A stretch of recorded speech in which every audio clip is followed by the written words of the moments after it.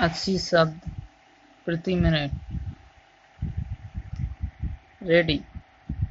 अध्यक्ष महोदय, मैं राष्ट्रपति जी के भाषण पर धन्यवाद के प्रस्ताव का समर्थन करने के लिए खड़ा हुआ हूँ, किंतु बहुत बात ऐसी है जो उनके भाषण में नहीं आई हैं।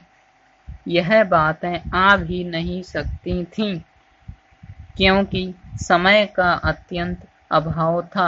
इस संबंध में मैं भी बहुत कुछ कहना चाहता हूँ, किंतु समय का अभाव मेरे पास भी है। इसलिए मैं सबसे पहले मुख्य बातों पर ही अपने विचार प्रकट करना चाहता हूँ।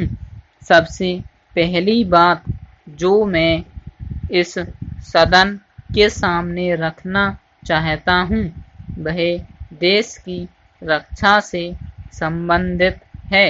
इससे पहले हमारी पड़ोसी देशों से बड़ी बड़ी लड़ाइयाँ हो चुकी हैं। इन लड़ाइयों के फलस्वरूप हमारे देश के कई भागों को उन्होंने अपने कब्जे में रखा हुआ है, किंतु हमारी सरकार ने उन्हें हटाने के लिए कोई प्रयत्न नहीं किए हैं। केवल बातें ही बातें चलती हैं। मैं चाहता हूँ कि इस बारे में भी सदन की पूरी स्थिति स्पष्ट होनी चाहिए।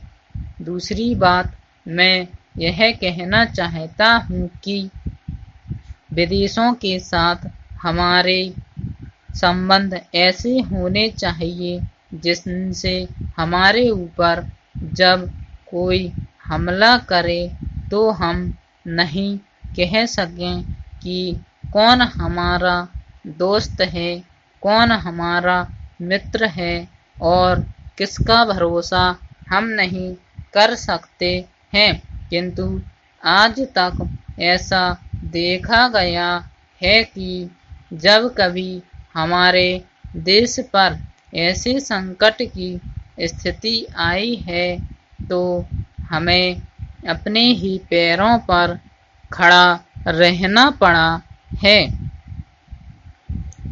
और कोई भी हमारे साथ नहीं आया है।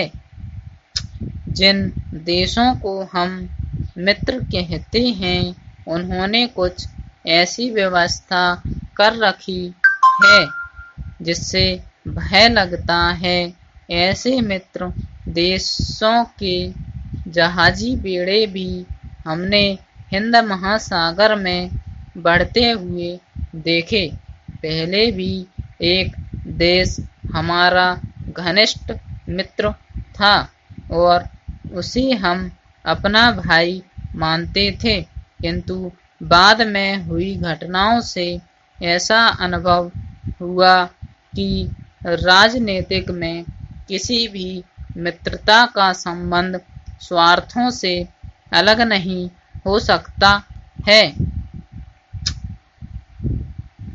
इसलिए मेरा अनुरोध है कि सभी लिहाज वाली बातों को छोड़कर हमें अपनी सुरक्षा की व्यवस्था पर पूरा ध्यान रखना चाहिए।